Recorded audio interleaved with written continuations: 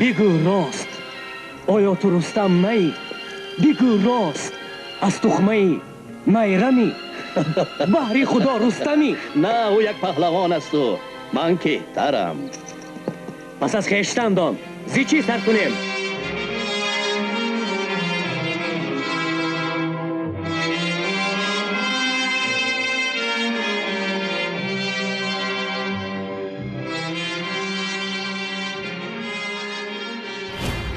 муассисаи давлатии тоҷик филм бузургтарин ниҳоди филмофарии кишвар аз гузашта то имрӯз, маконе ки инҷо рӯҳи таърих эҳсос мешавад. билохира хонаи дуюми даҳо коргардоне ки ному нишони кинои тоҷикро то сураё бурданд. дар ин нашри барнома бинандаҳои гиромӣ таҳқиқоте хоҳем гузаронид роҷеъ ба сабт ва таҳия яке аз шоҳкориҳои бемисли кинои тоҷик, филми пуровозаи Рустам ва Сухроб. ва нахуст шурӯъ мекунем аз ҳамин бинои таърихӣ, зеро ки замони кор аз ҳамин ҷо оғоз шуда буд. вақте шумо ба бинои муассисаи давлатии тоҷик филм ворид мешавед, бояд ҳатман ки аз осорхонаи он ки дар қисми якуми бино ҷойгир аст дида намоед. ин осорхонаи кӯчак дар худ як таърихро нигоҳ доштааст, як олам хотира дар ин ҷо маҳфуз аст. қисми зиёди нигораҳои ин ҷоро бинандаҳои гиромӣ кӯлоҳу тоскӯло ва силоҳу аслиҳаҳое ки дар филми ҳунарии Рустам ва Сухроб истифода шуданд ташкил медиҳад. ва мо ҳам корро аз ҳамин ҷо шурӯъ мекунем ва баъдан мебинем ки дар ҷараёни таҳқиқот чӣ гуна дарҳо бароямон кушода мешавад.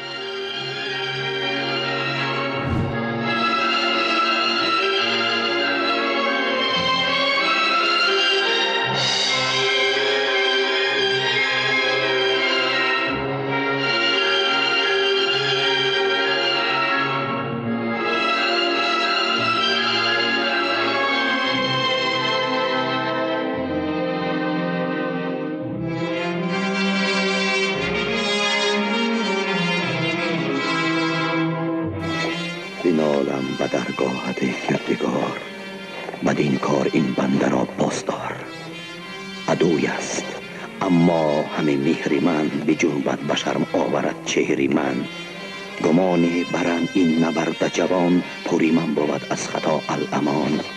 همون زور خواهم که از آغاز کار به من دادی ای پاک پروردگار.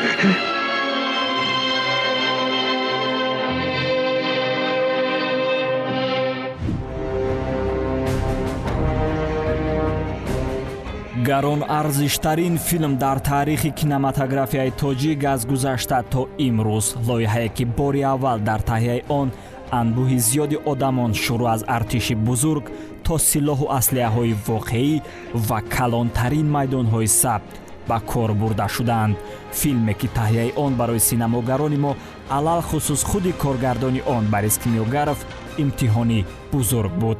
даъвати ҳунармандону тароҳон, ороишгарони саҳна, пардозгарону оҳангарон ва чандин мутахассисони дигар аз тамоми давлатҳои собиқи иттиҳоди шӯравӣ барои таҳияи филме ки шӯҳрати кинои тоҷикро ҷаҳонӣ сохт.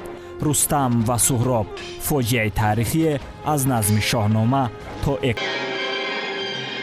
барои сабти сегона аз рӯи асари шоҳномаи безаволи ҳаким Фирдавсӣ Борис Кимёгаров 10 сол омодагӣ дидааст. яъне пас аз рӯи экран баромадани филми Коваи оҳангар дар соли 1961 муҳаббати ин коргардон ба шоҳнома бештар гардида ба хулоса омад ки бояд ин корро то ба охир расонад. ҳатто мутахассисони соҳаи синамо имрӯз бар он назаранд ки Коваи оҳангар барои Кимёгаров марҳилаи омодагӣ ва санҷише беш набуд. Он немножечко к этому приступил, когда делал фильм «Знамя кузнеца». То есть он как бы притронулся к этой теме. ба ин кор ба тадриҷ даст зад. шурӯъ аз филми Коваи оҳангар даст зад ва нерӯи худро санҷид. чаро ки чунин филмҳо аз ҷиҳати ба саҳнагузорӣ мушкиланд. ин филмҳо таҷаммӯи зиёди одамонро тақозо мекунанд. таҷаммӯи одамони касбиро, гурӯҳи зиёди одамони ихтисосҳои гуногунро, яъне як командаи бузургро ва орустани саҳнаҳои пуршӯри размандагиро низ. саҳнаи размро бе ин намешавад навор гирифт. одамон бояд на пушти кадр, балки дар кадр бошанд. ин корро то Кимёгаров ягон режиссёр анҷом надода буд. ин ҳамаро ӯ бори нахуст дар ливои оҳангар санҷиду ҷо дод. Наверное, мечта каждого художника, будь он режиссером театра, режиссером кино, наверное, бы посвятил бы всю свою жизнь над созданием или спектаклем. شاید هر یک رسام تئاتر و کینا آرزوی اطراف این اثر نظمی بزرگ ایجاد کردن کینا یا نمایشنامه را دارد. فیلم داستان رستم و سهراب این محصول خوب است برای گروه کلان کاری ما. این وظیفه جانی و امتحان سخت است در نزد بیننده. موضوعهای فردوسی در این اثر عالی نظمی شاهنامه ناتکرارند که این را جهان اعتراف کرده است. Это величайший литературный произведение гениального поэта Абу-Касима Фирдауси, который знает весь мир. Это такая работа, на которую потратил Борис Алексеевич очень много времени, и он шел. این کاری است که бориس الکسیویچ نیرو و وقت زیادی صرف کرده است، میفهمید. ولی این کار را او انجام داد. آخرین این اثر فردوسی است. این نظم است که سراپا عشق است، رزم است، موضوع جنگ است. برای اون که این فیلم درباره جنگ است. جنگ به سر ما چی می‌آورد؟ قلب‌های انسان‌ها را چطور می‌شکند؟ در این فیلم ابرازهای عجیب زیادند. واقعه‌های نجیب نیست. از نگاه من در سطح سوفوکل قرار دارد، از شکسپیر یا از کسی خواهید. فاجعه، محبت، خلاص طوری که درک کردم бориس الکسیویچ در این فیلم سراپا گوش و هوش بود. То есть я так поняла, к этой работе Борис Алексеевич был во всеоружии готов. солҳои 70-уми асри гузашта кор аз рӯи филмҳои достони рустам ва сухроб бо шавқу шур дар киностудияи давлатии тоҷикфилм оғоз гардид. аммо пайдо кардани филмноманависе барои навишти сценарияҳои ин сегона барои кимёгаров мушкили рақами 1 буд, зеро он вақт касе дар тоҷикистон пайдо нашуд ки мазмуни ин достонҳоро аз шоҳнома дар шакли назм рӯи коғаз биёрад. аз ин рӯ борис кимёгаров ба драматург, филмноманавис, коргардон, ходими хидматнишондодаи санъати тоҷикистон ва Украина Григорий Калтунов муроҷиат намуд ки аз ин нависандаҳои моро он қадар хуш наомад. Наши таджикские писатели очень часто обижались. нависандаҳои мо аз он меранҷиданд ки барои навиштани филмнома ҷалбашон намекарданд. мо кӯшиш карда мефаҳмонидем ки филмнома жанри дигаргуна аст. филмнома дигар асту асари насри дигар. жанрҳо гуногунанд.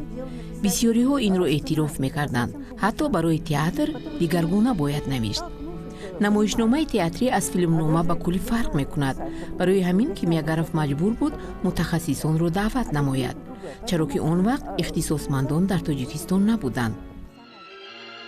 барои навишти филмномаҳо Григорий Калтунов чандин моҳ ба омӯхтани шоҳнома машғул шуда замоне ба ин кор муваффақ гардид ки пурра шоҳ асари мазкурро аз худ намуд. аммо вақте филмнома омода гардид ва онро ба госкинои собиқ иттиҳоди шӯравӣ пешниҳод карданд, масъулин ба сабти чунин лоиҳаи бузург дар тоҷикфилм шубҳа карданд. лекин борис кимёгаров ва роҳбарияти ҳамонвақтаи ин ниҳоди филмофарӣ онҳоро бовар кунониданд ки аз уҳдаи ин кор баромада метавонанд ва ин филм ҳатман маҳбубияти умумиҷаҳониро ба даст хоҳад овард, зеро филмҳои таърихӣ ва калонҳаҷм бинандаи зиёд доранд. ҳамин тавр пас аз бовар кунонидани масъулин ва ҷудо шудани маблағи ҳангуфте таҳияи филм шурӯъ гардид. ин давраҳо бо ҳазил набуд, ин кора ин хел таҳсил карданд. обрӯи эътибори кинои тоҷик дар ҷаҳон машҳур шуд. ҳама медонистагӣ шуд. ин хел калон мактаб, филми мактабия не Ӯзбекистон, не Қазоқистон, не Осиёи Миёна, не худи баъди вайнаи мир, ин дуюм филм буд ки ҳамин хел машҳур шуданд.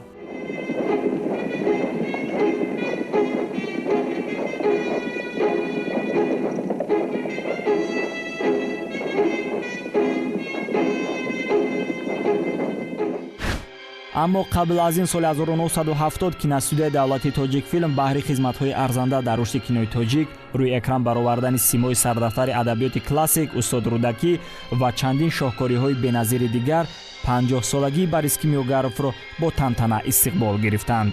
ин гуна самимият ва пазироӣ рӯҳияи ӯро дар тай намудани ин роҳи душвор боз ҳам баландтар намуд. нахуст онҳо аз интихоби ҳунармандон шурӯъ намуданд.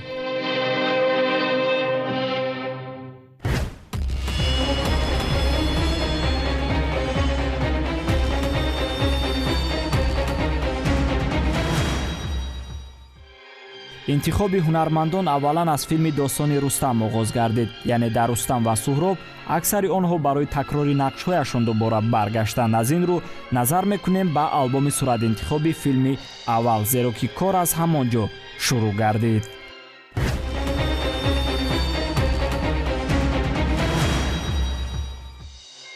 бинбулат ватаев дар фарқ аз дигар ҳунармандон ягона нафарест ки бекасинг ба ин лоиҳа ҷалб гардид. образи ҳасани аробакаш дар филми ҳамном ӯро то ҳадде миёни мардум муаррифӣ кард ки бисёриҳо ватаевро ҳамчун ҳунарманди тоҷик қабул карданд. аз ин гуна истиқбол аввалан худи коргардонро хуш омад ва ҳамзамон ҳунарнамои олӣ ва қаду қомади расои ин ҳунарманд айнан он чизе буд ки аз иҷрокунандаи нақши рустам тақозо мешуд.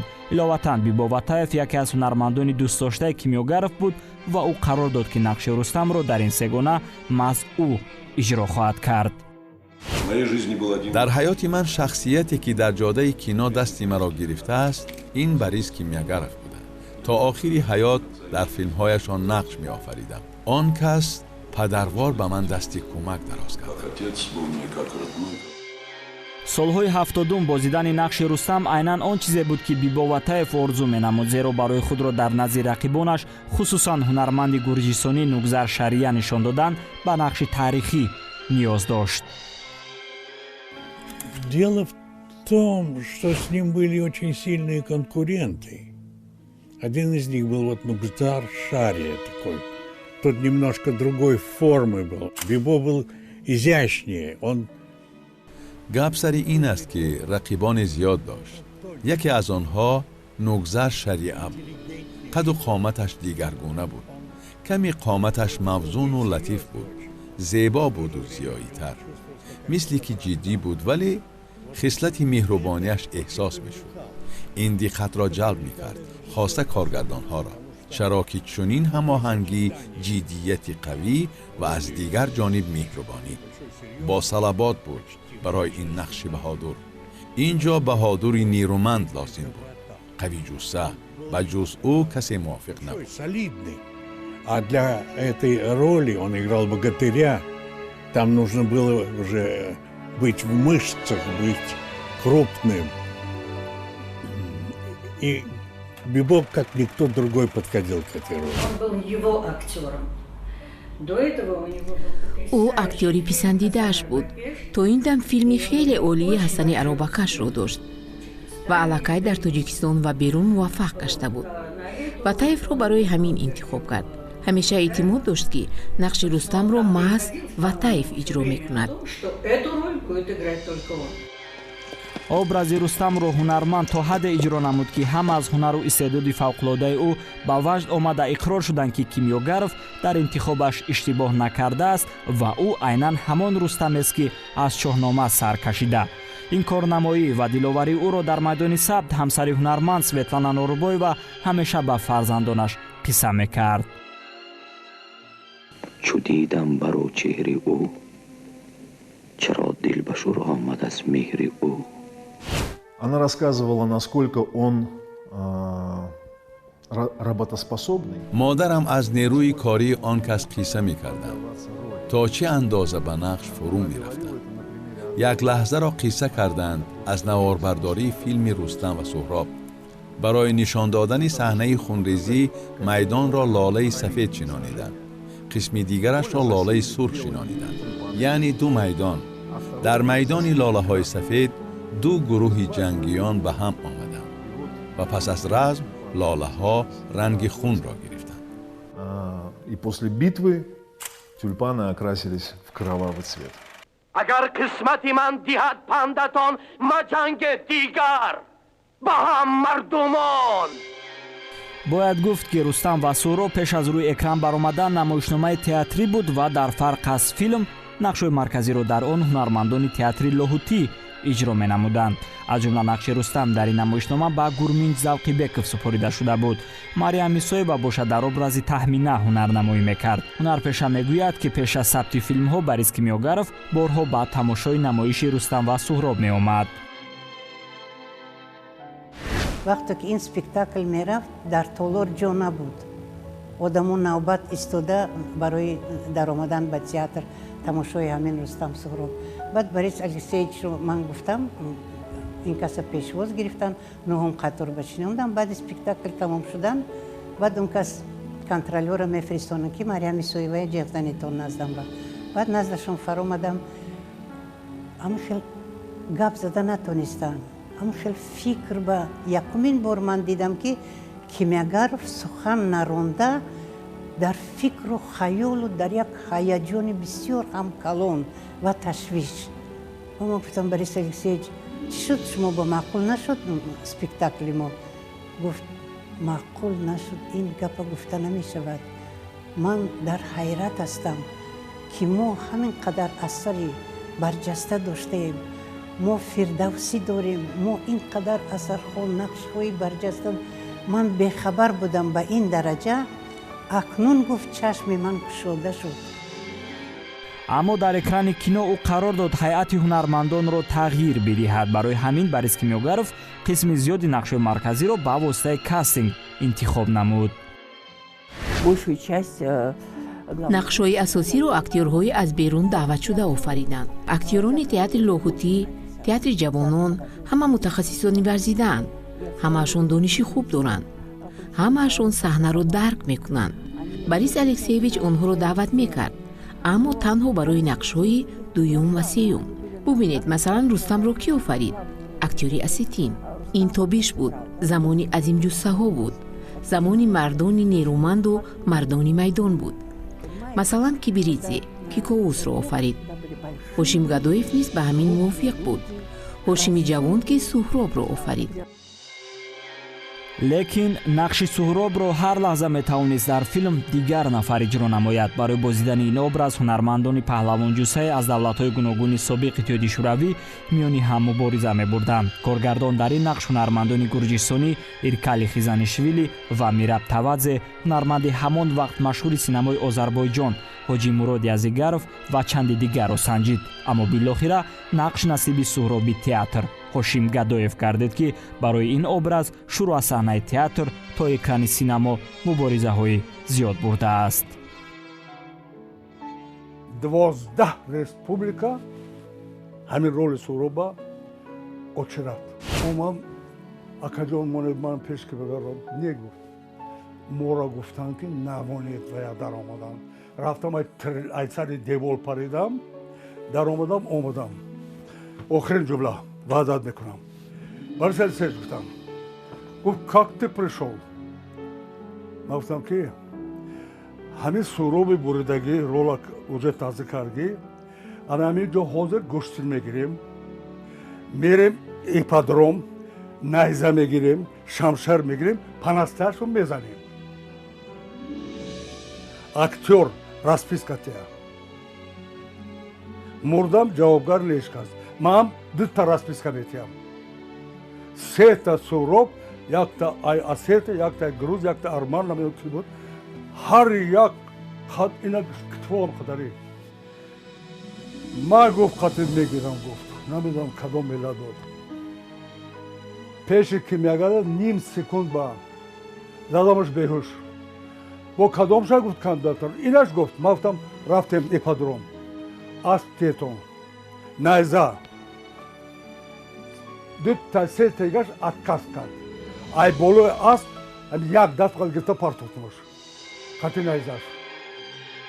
сабаби чунин талошҳои ҳошим Гадоев барои соҳиб шудани нақши Сухроб дар ҳолест ки коргардон сараввал образи Тулодро ки онро шодравон Маҳмудҷон Воҳидов дар ин офарида иҷро намудааст, барояш пешниҳод карда буд. аммо ҳунарманде ки то он замон Сухроби фирдавсиро рӯи саҳнаи театри даҳо кишварҳои хориҷ муаррифӣ намуда буд, ба ҳеҷ ваҷ намехост нақши Тулодро иҷро намояд. аз ин рӯ миёни ӯ ва Борис Кимиогаров нофаҳмии ҷиддӣ сар зад. чӣ қадар пул хоҳӣ метиҳем ҳамин роли Тулата боз кун? не гуфтам. нони қоқ мехӯрам Сухроб. бо вуҷуди ин ҳама пофишориҳо ба ҳошим Гадоев шарт гузоштанд ки ӯ низ дар баробари дигар ҳунармандон бояд дар кастинг иштирок намояд. имрӯз ин суратинтихоб дар бойгонии муассисаи давлатии Тоҷик филм маҳфуз мебошад. туро эй ситамгар ба даст оварам чу бечора гардиву بیچان شوی ز گفتار هر زن پشیمان شوی. کاستینگ با موفقیت گذشت، اما انتخاب سهراب را بعضی مای اجرا کننده نقش گردآفرید سایرام ایسویوا گذاشتند. تقدیر همه نامزدها در نوع زبانی ایسویوا بود، لیکن هنرپیشه الکی انتخاب خود را داشت. از کدامین زمان غمی او خوری؟ از آنگاه که از اسب زیرم فکند ولی رشته جانم استم نکند. هر یکتاش البته ارزنده بود با این نقش، لیکن من همچون هنرمندی که استعداد بلندی خودش را نشان داد، هنرمندی که در حقیقت ارزنده بود به این نقش، هاشم گدا را انتخاب کردم برای چه؟ برای اینکه از من پرسیدند، هم بریس الکسیچ هم دولت خدا نظرف که سایرام بهترین سهراب کی بود و با کی میخواستی تو این نقش آفرید، یعنی که نقش گرد آفریده. من گفتم که هاشم گدا. به من گفتن که سایرام باید 30 سالش کلان، سهراب 20 ساله باید جوان باشد. بعد من گفتم که شما پرسیدید با کی؟ من جواب دادم با هاشم گدا. خیلی برای این پرداز هست، دیگر چیزها هست. ممکن جوان کردن، گفتن که نه جوان کرده نمیشد، در اکرام کرده نمیشد. خیلی من گفتم من میگم دلم شاد کردی. من عاشق بودم. جنگ با درجه سهراب به خیست است که نمیدانم کی را گیرم. این همی باریس الیسیش که مگر این همی در تلویزیون در رادیو اینترویو داده است که سایرام من با نقل کردم. همه چورو را گفتن. بعد باریس الیسیش گفت از من پرسید از همه سهراب ها کدامش شما با معقول؟ سایرام گفت که من با هاشم گدا معقول شد. تمام گفت. همان وقت بسیاری ها می گفتند که این نقش الکی تحریزی شده است و انتخاب هاشم گدایف از جانب سایرام ایسویوا برای بازیدن نقش سهراب در فیلم چندان شفاف نیست. لیکن هنرپیشه امروز این اندیشه ها را به اساس می خواند و سبب انتخابش را هم شرح داد. استعداد وی و البته قد و قامت زیبای هاشم گدا تماما مانند نبود با آن سهراب هایی که از کاستینگ می گذاشتند و اساس این استعداد مهارتی نوتکراری هاشم گدا بود. من به همین بها دادم. پس از صاحب شدن نقش سهراب، هاشم گدایف برای قهرمان خود را جسماً آب یافته در اکران نشان دادن با تمرین بدن شروع نمود. تمرین‌های طولانی در شهر برای او کفایت نبودند. حتی در سفرهای هنری نیز او از سهراب خلاص شدن نمی‌توانست. کار تا جای رسید که همه هاشم گدایف را دیوانه عنوان کردند. شاید حق هم بودند، زیرا او دیوانه سهراب بود، دیوانه نقشی که تاجیکستان را در خارج معرفی کرد. همین شب روزه با گاسترول پامیر رفته شدیم. لبای دریای بارتنگ پامیر با سنگا را میبردارم، دریا با میپرتم. انکدوت است، افسانه. ای بالای بارتنگ آدم‌ها ساری جمع شد، یک تا دیوانه آمدگی، همین لب دریا با یک جینی آمدگی سنگ میپرتوه میگه. همین تماشابین ساری قریب 50-60 کس تماشابین شد. اونجا همین وقتی گاسترول با سنگ پرتوفتم. از گناهت گذشتم حجیر، از این رو توی پیش من چون اسیر، در این جنگ باشی مددگاری من. هاشم بسیار هم صنعت با خودش بتون وجودش کتی، بتون حیاتش کتی دادگی آدم بود است. من اول مول چیزا یاد گرفتم. صنعت به مناسبت همین خیلی بغیر صنعت اکتور و دیگه چیز نیست در حیات با. همون یکمش صنعت رولای نظم دید، رولش نظم شد. محمد بین من یک جای با هیچ گیجه با خنده نکرده، همین وقتی با مردگی وقتم با همینجا با خنده کرده شد. همین خیلی فکرهای یک غلطی ها میزد که امروز هاشم گدایف با ایجاد اثرهای گوناگون مشغول است و تاکنون 300 جلد تالیفاتش روی چاپ آمده است. او شمشیر و سپر سهراب تهمتن را با قلم و دفتر عوض نموده از هوای ایجاد نفس میکشد.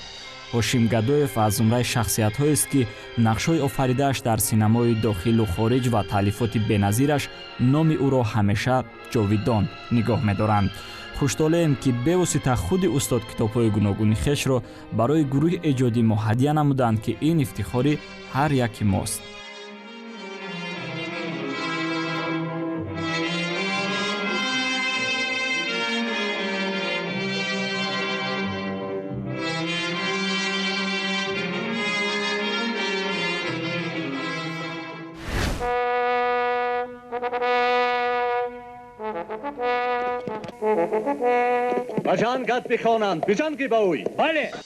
барои бозидани нақши гурдофарид ягона боние ки дар дили майдони ҷанг аз ҳеҷ чизу ҳеҷ кас тарс надошт 20 духтари соҳибҷамол миёни ҳам мубориза мебурданд ки ҳунарпешаи ҳамон вақт 25-солаи озарбойҷонӣ Шафиқа Маҳмадова яке аз онҳо буд.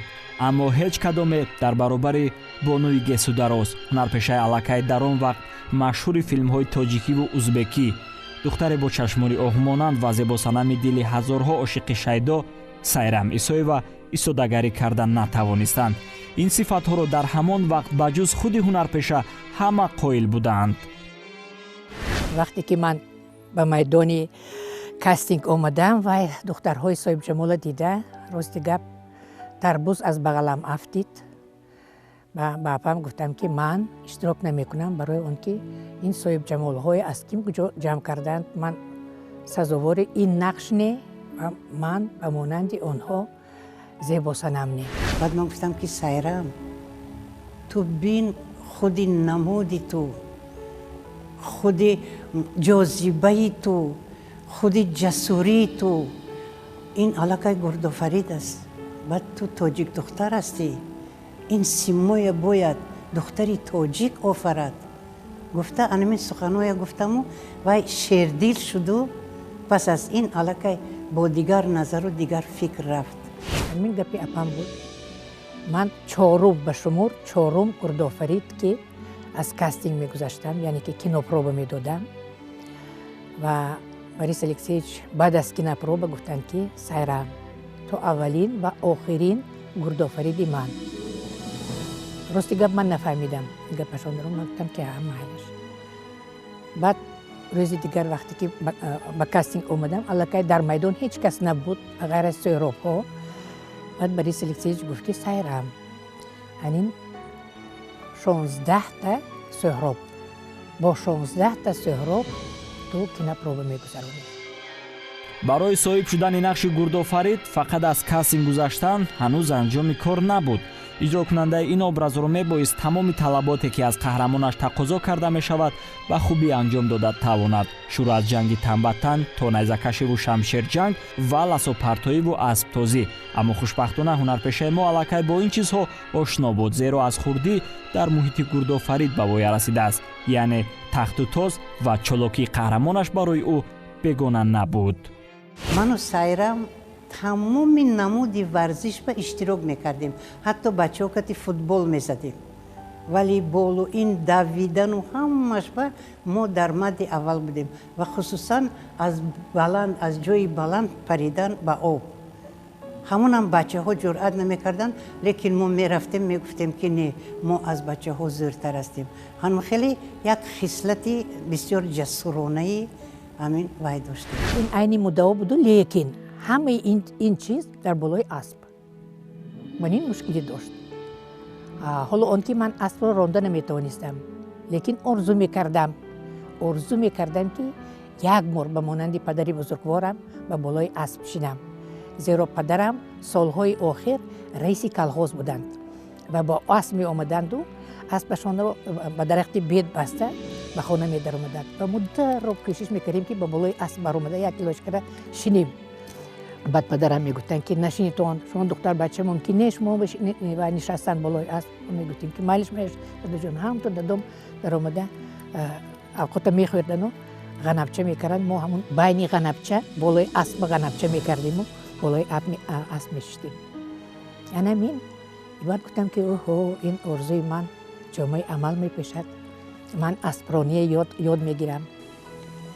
ای دخترم فخرم از زوری تو. با بیراشویلی ما مشق کردیم. مشق برای من عجیب نبود. زیرا اسب بسته بیراشویلی میگفت که می گرد من گشتن گیر اکنون. یک روز گشتم، 2 روز گشتم، 3 روز گشتم. بعد من گفتم که من این کی من اکنون به میدان میبرایم گویم. بعد گفت که بر وقت حالا تو بالی اسب لوک کرده میشینی، خودت اداره کرده نمیتونی، نشسته نمیتونی. من گفتم که من به میدان سردید به آزادی کنی، بعد با لوک نگاه کنید. گفتم که خیلی مایلش هوشیار شو. اگر غلطی اسب ترس حس میکند و همون زمان از بالایش میپرتاید. من گفتم که نه، من از اسب نمیترسم. بعد لوک کرده برآمدیم به میدان، به گوشه دروشگاه کمون جای ورزشگاه. برآمدم که نه ناس رفتیم با تیستر، های کردم با تیستر رفت بای اسب. بعد یک ملی اسبیش یک کاغذ هم تو پیچیده برآمد که اسب را میدو شرق من از بالاش پرتافت. بالای خاک غلطیدم، خیستم اکنون نمیدونم من چه خیلی شینم. من از بلندی میشتم بالای اسب. بعد گفتم چه خیلی شینم درم نگاه کردم که وای بیرش میلی من دیسوده است نه وای غیل زده خواب رفته که به دست آنچه گفتم خیریت من ندید. بعد با یک تیپ اسب آوردم و بالایش نشستم و گویی که هیچی نشده است. همین اسب хайкар اومدم که بعد ها сайрам, как дела? Хорошо. Ну, не боишься? Нет, не боюсь. Не падала? Нет, не падала. Да, не падала, да? Ну-ка посмотри на себя. Варми трикой сёбут им то нигок нам хам трикой ман хок натарса ки гойо ки хичи нашудаст. Ман ба болой асп шудам. Ман гуфтам ки всё, я не боюсь. Гӯям баъд гуфт ки всё, верю. Расти сама гуфт. Мустақил шишти болой асп. Аспа гирифта оварди, ман акнун ба ту бовар мекунам дар майдон машқ кун. аммо ин аввалину охирин афтиданҳои сайрами соҳиба аз болои асп набуд. мо ба ин мавзӯъ баъдтар бармегардем. ҳоло бошад биёед муайян мекунем ки мӯи ғафси ҳунарпеша дар филм аслӣ аст ё сунъӣ, зеро бисёриҳо то имрӯз ба ин савол ҷавоби дақиқ пайдо накардаанд. мо ҳама дар оила 5 та духтар ҳама мӯҳомон ба монанди каландаста ҳаними хел мегуфтанд. мӯҳо чунон вазнин буданд ки каламоно қафо кашола мекарданд. ана дар филми хомӯшӣ намешавади ба риски мягаров рехтани мӯи ман сар шуд. зеро мо тоҷикона кара мегӯем ки обгардӣ шуду баъд мӯи мана ранг кардан бо урзол. он вақт ин хеле краскаҳо набуданд. урзоле ки сипсиё дар кор буд ки анамон лутфияи мӯяш сипсиё бошад. ана замонча мӯйҳои ман рехтанаш сар шуд. лекин мӯи ғафси базеб доштам то зонуя. бинобар ин дар гурдофарид мӯйҳои худам буданд. лекин аз бас ки мерехтанд ман нӯги мӯяма қайчӣ мекардам.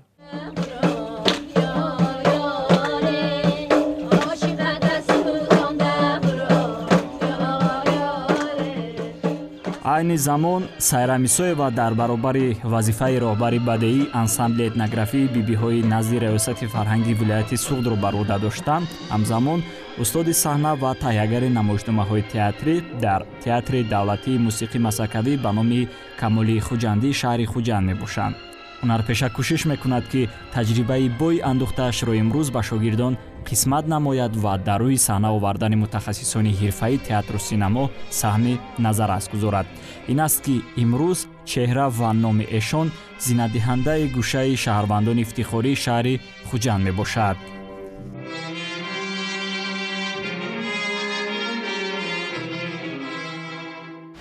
ҷанговар, аммо зани бегумон бидони чи аз ҷанг баҳри занон манам зан, манам модар. инҷо ба дон расидам ки бо рустами паҳлавон пури ман начангад. ту дер омадӣ. он дар ин пушти тав ба рустам ба разма сӯҳробия. барои бозидани образи таҳмина ки онро дар филм ҳунарпешаи халқи ӯзбекистон Светлана Норбоева иҷро менамояд, хоҳишмандон низ кам набуданд. Коргардон дар ин нақш зебосанамҳои машҳури синамои Россия Земфира Сахилова ва Инвета Маргоеваро санҷид. ҳамзамон Алмос Аскарова ҳунарпешаи озарбойҷонӣ низ барои нақши таҳмина мубориза мебурд. Лекин аз чӣ бошад ки Борис Кимёгаров ин образро ба ҳунарпешаи ҳамон вақт 26-солаи синамои Ӯзбекистон Светлана Норбоева супорид, ки қаблан дар филми бо амри дили ҳамин коргардон нақши хайриро иҷро намуда буд. Лекин Кимёгаров пеши ӯ низ шарт гузошт. Я тебя возьму только в том случае, если у тебя не будет соперницы. дар сурате туро ба нақшофарӣ мехонам ки агар рақибонат набошанд. барои ҳамин тамоми нерӯятро сарф намо то ба филм ворид шавӣ. вале рақибон хеле зебо буданд. духтарони қадбаланди зебо. онҳоро аз куҷо ёфта буд? ва кастинг оғоз шуд. ман шод будам аз ғолибиятам. медонистам ки ин дар ҳаёти ман муҳим аст, барои тоҷик филм низ. Что это будет событие для меня в моей биографии и, возможно, событие для таджик-фильма. таҳмина ва рустами экрани кино дар зиндагии воқеӣ ин муносибатро ба ҳақиқат пайвастанд. дар рафти наворбардории филми достони Рустам онҳо якдигарро дӯст дошта оиладор шуданд. замоне ки ӯро коргардон ба филми Рустам ва Сухроб даъват намуд, ҳунарпеша давраи ҳомиладориро пушти сар менамуд ва дар интизори фарзанд буд. аммо ин ҳолат ба рафти сабти филми Рустам ва Сухроб халал мерасонид. ин буд ки Борис Кимёгаровро чунин ранг гирифтани кор хуш наомад. Первый, конечно, заметил Борис Алексеевич и стал ругаться с Ватаевым. нахуст инро Борис Алексеевич эҳсос кард. бо Ватаев баҳс шуд. гуфтем ки Борис Алексеевич аз вазъият мебароем. ин кор замоне рух медиҳад ки моро танаффус медиҳед, яъне барои омодагӣ ба филми Рустам ва Сухроб. албатта вақт мувофиқ меафтад ва мо ҳамаашро дарёб мекунем. ҳамин тавр ҳам шуд. 4 апрел ба дунё омад ва ҳамааш хуб шуд. И все было хорошо.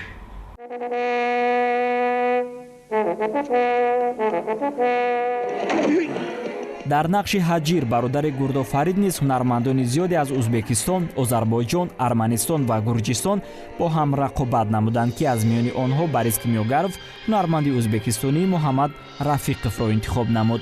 нақши ҳаҷир барои Муҳаммад Рафиқов бар ин ҳунарманде ки нав ба соҳаи синамо қадам ниҳода буд, имкониятҳои зиёдеро фароҳам овард. шуруъ аз соли 1971 пас аз иҷрои нақш дар филми Рустам ва Сухроб, ӯ ба яке аз ҳунармандони писандидаи синамогарони Тоҷикистону Ӯзбекистон табдил ёфт. ассалому алайкум дӯстони азиз. ман Муҳаммад Рафиқ, фарзанди Бухорои шарифман. 1971 сол ман аз Тоҷикистон ба ҷоғ задам. با کارگران بوریس الکسیویچ کیمیاگرов رستم سهراب فیلمش به من با حجیر رولش دادن نیت کردیم. از کاستینگ بسیار ناز گذاشتم.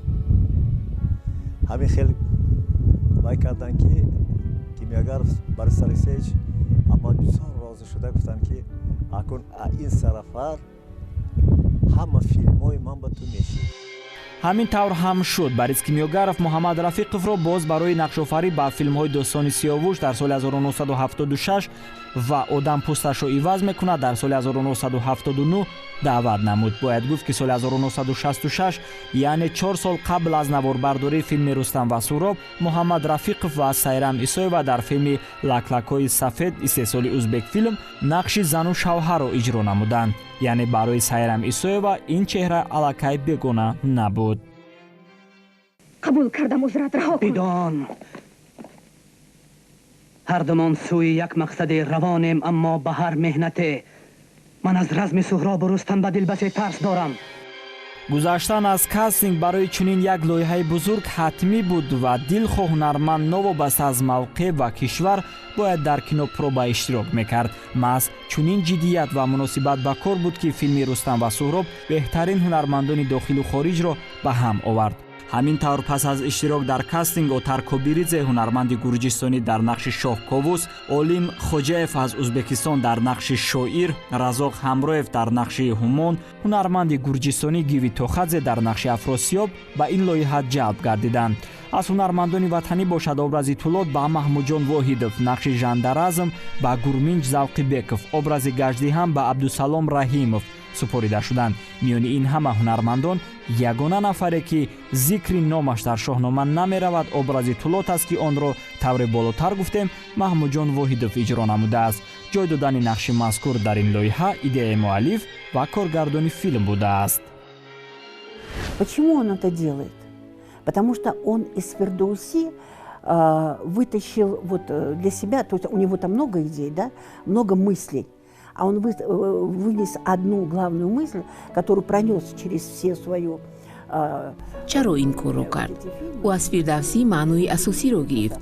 آخر معنا و ایده ها در اثر خیلی بسیار هستند و همین ایده اساسی را در همه فیلم هایش عملی کرد. این فیلم از دهشت پس از جنگ است. جنگ این خرابکاری است. سلاح نیز برای اهل بشر دهشت است. این برایمان بدبختی می آورد. بدبختی در همه جاست. انسان همیشه خود را حمایت می کند. ما کو همیشه این کار را می کنیم. در همین روند نقش طلوت را وارد می کند. بدی را که همیشه در وجود آدمان هست. می گوید که من هستم و نیستم. اینجایم و اونجایم. چهره جوان را می گیرد، گاه چهره پیر را. بدی زود آشکار نمی شود.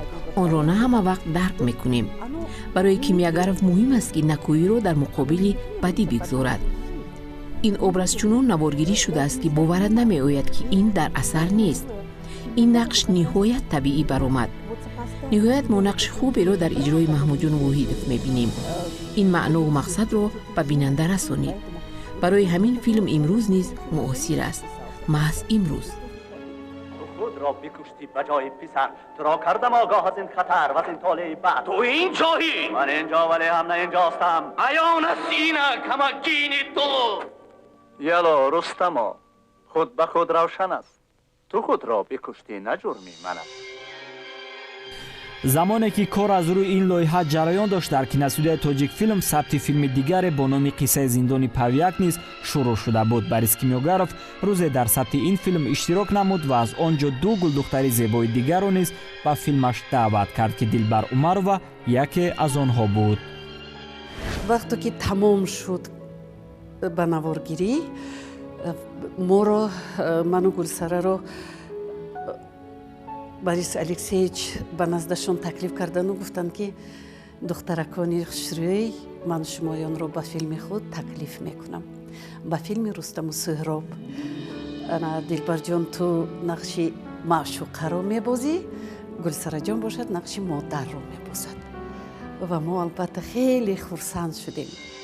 он вақт Гулсара Абдуллоева ва Дилбар Умарова донишҷӯ духтарони курси аввали бахши тоҷикии донишкадаи давлатии санъати театрӣ ба номи Луначарский шаҳри Москва буданд ва иштирок дар чунин лоиҳаи бузург барои онҳо туҳфаи ногаҳонӣ тақдир гардид.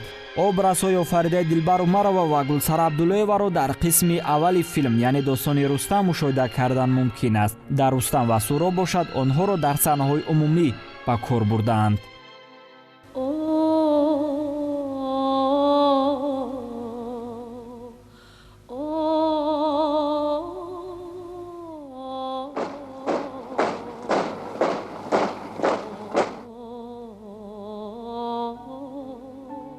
дар ҳамон ҷо бо тамоми бузургворони кино шинос шудем ва барои мо ин ҳам дарс буд дар оянда ва ҳам як хурсандие буд ки мо ҳамроҳи чунин ҳунармандо мисли Ҳошим Гадоев, Бимболат Ватаев, Светлана Норбоева ва ҳунармандони аз Гурҷистон, ҳунармандон аз Москав, аз Тоҷикистони худамон, бо Маҳмуҷон Воҳидов, бо тамоми инҳо мо дӯстӣ кардем ва шинос шудем ва яке дарси ҳаёт гирифтем, дарси саҳна, дарси эҷодӣ. Худоё, чунон дақиқаҳои хушбахттарини ман дар ҳамон ҷо буд. дар фарқ аз экрани кино Мариам Исоева солҳо нақши таҳминаро тавассути намоишномаи Рустам ва Сухроб ба бинандаҳои дохилу хориҷ муаррифӣ мекард. Аммо аз чӣ бошад ки Борис Кимёгаров дар ин лоиҳа барояш нақши дигар супорид, аниқтараш образи Сафинаро. ҳарчанд ҳунарпеша аз ин ранҷ ҳам мекашид, аммо қарори Кимёгаровро хеле эҳтиром мекард. ман 18 сол бозӣ кардам таҳмини Рустам Сухроб дар саҳна. лекин вақте ки дар вақти Рустам Сухроб ва Борис Алексеевич Кимёгаров хостанд ки ба навор гиранд ва ё ба ман ҳамин нақш таклиф карданд. ин нақшам бисёр нақши аҷоиб аст. духтари шоҳи Самангон, Сафина номаш. Хотя головой заплатить я могу. Как женщина женщине, ей помогу. хулас ҳамин тавр тамоми ҳунармандони нақшҳои марказиву лаҳзавӣ барои ҳарду филмҳо интихоб гардида гурӯҳи эҷодӣ ба наворбардорӣ шурӯъ намуд. Аммо қабл аз ин интихоби мавзеъҳои сабт сурат гирифт.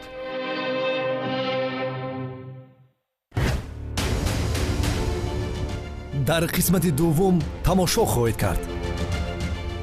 сабти ин қисмати филм барои тайяргарон хеле мушкил буд. ман анҷо медонам ки ино яке вертолётсокати истифода мебиёд. почики аст ба сарат расид. мо гуфтем ки тамом.